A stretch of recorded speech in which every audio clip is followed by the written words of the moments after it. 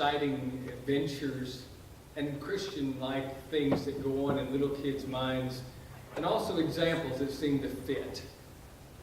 Lately, the second graders in her class and the other two that are there at Boyd Buchanan have been writing fairy tales. And I've been helping some along that. I sit alongside the kids with the laptop there in hand, and I'm trying to help start this out. And every one of them starts out with Once Upon a Time. Genesis chapter 1 doesn't start that way. It's not a fairy tale. It's not something that is imagined in somebody's mind. It is filled with giants. It does have some unusual activities going on. Some incredible things in the very first few verses.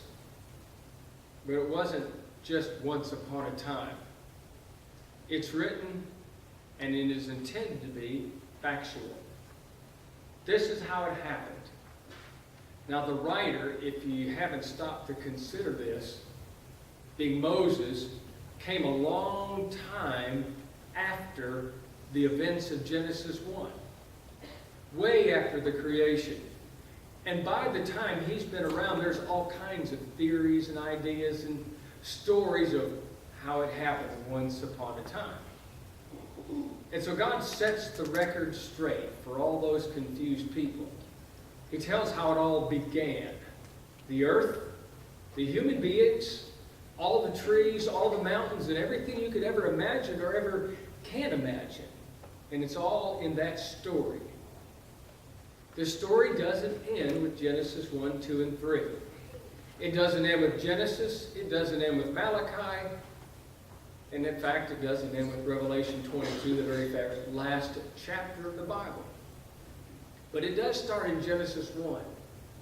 And when God begins things, He has an end in mind.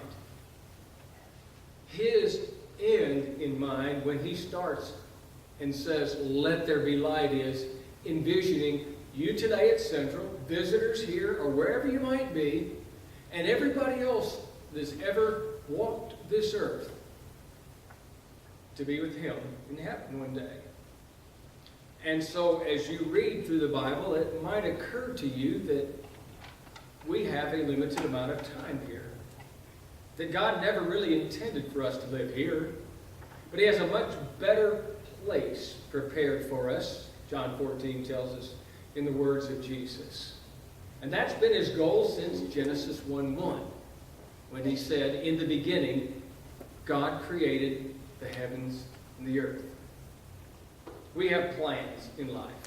Some of mine lately have been rather different, and I enjoy the different activities. So I've been with a couple guys out under the overhang, and we've been spreading some yellow paint around out there, making some stripes. Got the chance to go over across the parking lot and into the student center, and it looks like some bombs have gone off in there. It's incredible. If you haven't seen it online and you don't want to venture into the dust, just get on the internet and you can check it out. But there's some plans being developed there. And so we all have plans and ideas and things we're doing along the way. But they're not nearly as big, consequential, nor lasting as what God has for you. In the beginning, God that is so incredible created the heavens and the earth. And then He told Moses, I want you to write this down. I want people to know how it started and what I've got in store for them. You're part of His plan. You're part of His creation. And He's proud of His creation. More than any of us could ever be, of any piece of artwork or anything that we could do, imagine, or even create. But we can, by our behavior, foil that plan. His plan is that you belong to Him. His plan is that you become a child of God, because He knows being involved in this work, you're going to sin. But He gave you an opportunity, a way out, through the death of His Son, written also in this book, Jesus Christ.